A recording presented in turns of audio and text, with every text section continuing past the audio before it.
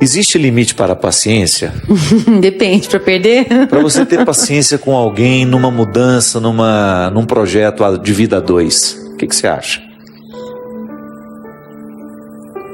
Depende do tamanho do amor. Eu acho que a paciência é movida a amor. Depende até onde você consegue amar, até onde você vai amando.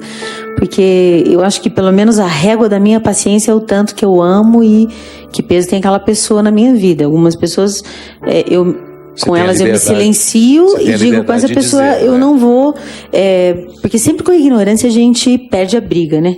A ignorância sempre ganha, então... Mas então olha que interessante a questão. Ela fala, padre, eu gosto de uma pessoa, ela não quer ser identificada, e que essa pessoa tem um passado muito destruído em relação a namoros. Então ela sabe que já faz parte da estrutura dessa pessoa a dificuldade de amar. Porque se ela tem um histórico difícil, porque alguma coisa ela já identificou, então que não está muito bem. Por outro lado, eu a amo e gostaria muito de insistir neste namoro. Penso que talvez ele nunca tenha sido amado da maneira certa, mas ao mesmo tempo eu fico pensando, é errado eu me acostumar aos defeitos dele, sabendo que ele erra comigo muitas vezes, e continuar a persistir nessa ajuda e querê-lo ao meu lado? Ajudar alguém tem que ter, na minha opinião, é claro, tem que ter sempre a soma da pessoa querer ser ajudada. E uma paciência sem limite e sem, eu acho que é uma conexão real e equilibrada de amor é doentia. E às vezes pode estar a serviço, pode ser que a sua insistência esteja a serviço também dos seus problemas. Isso. Não é? Porque às vezes você insiste por também administrar uma carência afetiva que está lhe prejudicando a também ter a própria coragem de romper.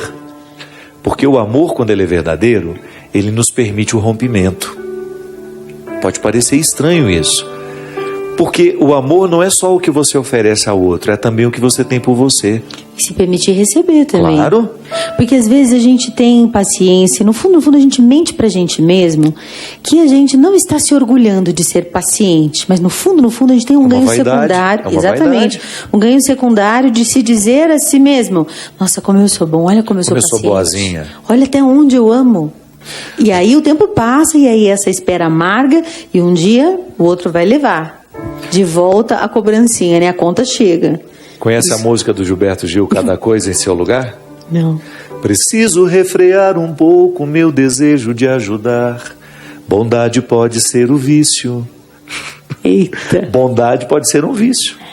Porque às vezes você vai vivendo um processo tão desgastante com o outro que você já não consegue perceber essa vaidade que você está vivendo de ser sempre a parte da história que perdoa, que reconcilia. Coitadinho, né? Coitadinho. Olha para mim. Amor equilibrado, padre. Eu acredito que o amor precisa de equilíbrio e precisa ter essa, às vezes, essa busca pela maturidade desse equilíbrio, né? E às vezes esse posicionamento dela aqui, ela o retira da possibilidade de crescer. Acomoda. Às vezes o nosso amor, ele acomoda o outro. Amor tem que passar pela exigência. Eu não posso dizer eu amo a Ziza e me acostumo com os defeitos dela. Eu estou desprotegendo a Ziza. Como se tudo fosse perfeitinho, fosse fácil. Isso não existe. Não, é uma escolha. O amigo precisa conflituar aquilo que no outro eu identifico que é desfavorável a ela.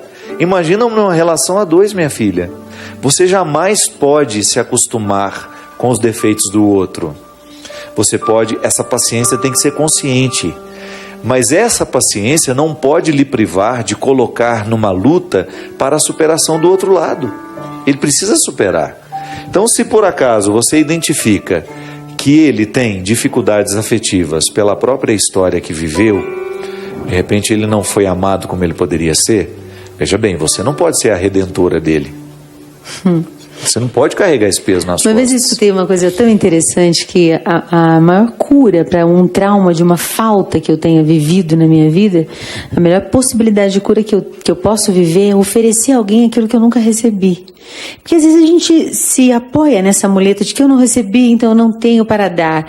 E não, às vezes o processo pode ser o inverso, né? Assim, eu vou fazer um exercício, como o Santo Afonso dizia, assim, o exercício de viver como se eu já tivesse mesmo essa virtude, essa graça. E a cura acontece quando a gente dá o passo. Mas como que eu vou fazer se eu nunca recebi? Dá o passo, que Deus abençoe a generosidade, né?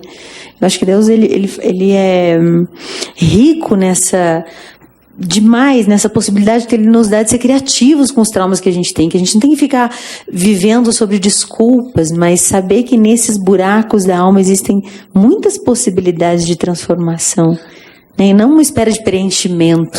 Isso a gente vive meio carentinho, assim, né? E não, eu posso sair de mim e mudar isso, e não ficar esperando emocionalmente que todos os meus anseios e minhas faltas sejam supridas para que eu possa amar alguém. É o inverso, né? É o inverso, assim. Eu acredito nesse evangelho do dar antes de receber. E mesmo porque quando eu tenho uma história difícil, eu tenho duas possibilidades. A primeira, eu vou reproduzir a história difícil na vida de quem estiver ao meu lado, ou eu vou fazer a correção disso. Isso a gente vê muito no exercício da paternidade, da maternidade. Aqueles pais que sabem, nossa, meu pai foi tão duro comigo, então eu vou descontar tudo isso nos meus filhos, eu vou ser com eles também. E de repente você percebe que a dureza que seu pai teve com você, ela foi excessiva. Então você corrige com seus filhos. Você vai ser um duro na medida certa. Sim. Você vai fazer exigências justas. Você não vai exceder. Então, meu pai foi agressivo fisicamente comigo.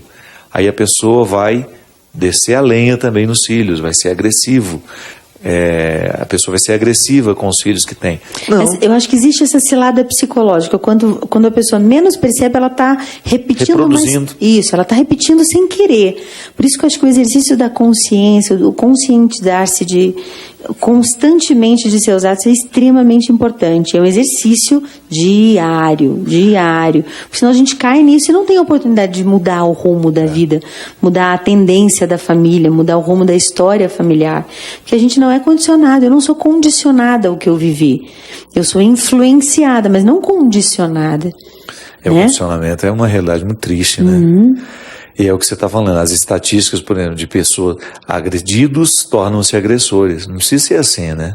Não precisa. Não precisa, é preciso esforço, né, padre? Muita oração. Acho que precisa de esforço, contar com a graça de Deus, mas ter consciência de que é muito possível que seja diferente. Então, minha filha, o que você precisa fazer? Primeiro, coloca na mesa se o amor que você está amando é de fato fruto de um valor ou se ele é fruto de uma necessidade. Eu sei que pode parecer difícil de entender, mas a própria experiência prática nos revela. Se eu estou amando por um valor, eu não vou ficar anotando no caderninho o que eu faço pelo outro. Né? Agora, se eu amo lista das minhas bondades. Se eu amo por necessidade, você vai fazer aquela cara. Tá bom, pode me deixar aqui, eu sei que você não tem disposição para isso. Você vai fazer aquela carentinho. Drama. Eu eterno carentinho, você falou tudo. Vontade de espirrar, gente. Parece que daqui a pouco eu vou espirrar. O carentinho, ele sempre tem a listinha de tudo que ele já fez.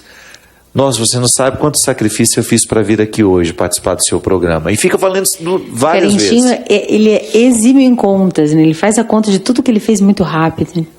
Então, é assim, descobre, tenha coragem de reconhecer que você ama por necessidade. É um caso perdido? Não, tem cura. A verdade, né, padre? Jesus fala, a verdade nos liberta. A partir do momento que eu tomo consciência que a minha amizade com a Aziza está muito mais ligada às necessidades que eu tenho dela do que ao valor em si, eu posso corrigir isso.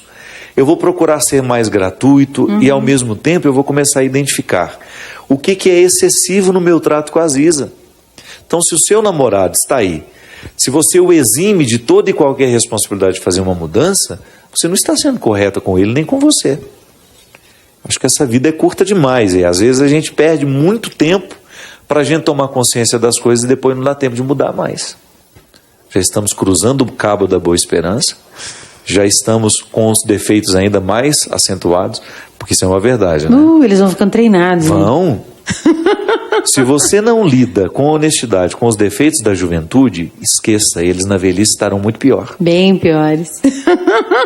É o que na psicologia a gente chama de cristalização, sabe? Sabe o que é cristalizar? O que é uma fruta cristalizada? É uma fruta que foi ressecada e coberta com uma proteção de açúcar. Aquela casca de açúcar, ela fica dura, ela cria uma estrutura difícil de ser quebrada. Uhum. Uma maçã do amor, por exemplo, quantas pessoas já quebraram os dentes mordendo uma maçã do amor? É uma fruta cristalizada. Criou-se uma casca de proteção. Então nós muitas vezes fazemos isso com os nossos defeitos.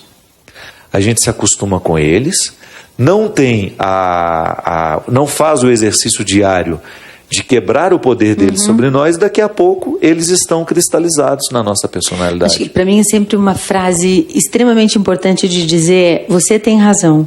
Quando alguém me diz alguma coisa, e me exercitar de ouvir aquela pessoa e pensar, essa pessoa está certa, eu preciso dizer para ela, você tem razão, eu preciso melhorar nisso. E isso me gera um movimento na alma modificador. Sempre modificador. E de reconhecer, nem tudo está em mim, tem muito que me pertence, que está nos outros, eu preciso ouvir. Preciso abrir, assim, abrir espaço e engolir o orgulhão e descristaliza, né? Derrete esse açúcar e dá razão para o outro, mesmo que às vezes a gente acha que não, fulano é menos do que eu, é inferior a mim, é menos culto, menos inteligente, não tem nada a me acrescentar. E às vezes são as pessoas que mais nos surpreendem, porque mais nos desarmam e com muita rapidez, né? Eu já identifiquei que o meu mecanismo, as pessoas que mais me seduzem, as pessoas que eu mais quero ter por perto são as simples. O que é a simplicidade? Quando você identifica que o outro já conseguiu ao longo da vida quebrar as estruturas da proteção da hipocrisia. Então, quanto mais pura ela é, quanto mais original, mais é o meu desejo de ficar por perto. É porque nos liberta, né? Tem a chavinha que abre o cofre. Assim, é como se destrancasse a gente. E é fácil ser a gente mesmo perto de quem é a pessoa mesma, né? A minha mãe é assim. A minha mãe talvez seja a pessoa que ao longo da minha vida mais me ensinou o significado da simplicidade. Porque a minha mãe não tem medo de esconder a fragilidade dela. Ela não tem a necessidade de mostrar-se a boazinha, de mostrar-se a madame. Não. Ela é ela. Se ela entra aqui dentro, se eu dou ela esse microfone, ela vai contar tudo que está acontecendo com ela. Ela vai em pouco tempo querer... E ela vai ficar íntima com muita facilidade.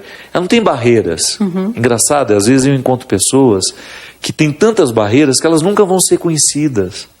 Nunca vão ser amadas, de tanta maquiagem que tem. De tantos excessos, de tantas... São camadas, né? Fica longe. As pessoas são difíceis de amar. Porque por mais que você faça, parece que nunca alcança, né? Elas nunca são satisfeitas, porque tem camada demais para cair antes. Não são acessíveis. É muito triste. Acho que o simples é mais fácil de amar. E são as pessoas mais amadas, porque precisam de muito pouco também. Porque sabem que quando recebem é muito, muito, muito. E é uma delícia amar. Uma pessoa simples é muito bom ter perto. É muito corajoso mesmo ser simples. E ao mesmo tempo é muito rico ser simples. Porque você permite que o outro esteja ao seu lado, tenha prazer de estar ao seu lado primeiro, né? E ao mesmo tempo você proporciona ao outro um acesso. É engraçado, à medida que a gente faz a opção pela simplicidade, a gente vai tendo acesso a nós também. Não é só o outro que pode lhe acessar na simplicidade. É você também que começa a dispor-se de quem você é. Por isso não tenha medo dessa simplicidade, não. Busque cada vez mais esse caminho que te simplifica. Pessoas que te ajudam a viver essa simplicidade, situações, realidades. É muito bom. A gente nunca perde quando a gente é simples. A gente nunca perde quando a gente faz a opção por ser esquecido. Nunca. A gente nunca perde. Nunca. A gente nunca perde. A gente só ganha. Só ganha. Obrigado, viu? Imagina, eu que agradeço. Te amo. Eu também. Te amo e você me simplifica. Obrigado por isso. Obrigado a você que nos acompanha. Que Deus abençoe você. Obrigado pelo seu carinho, pela sua audiência, e derrame sobre a sua vida a bênção e a proteção. Ele que é Pai, Filho e Espírito Santo. Amém.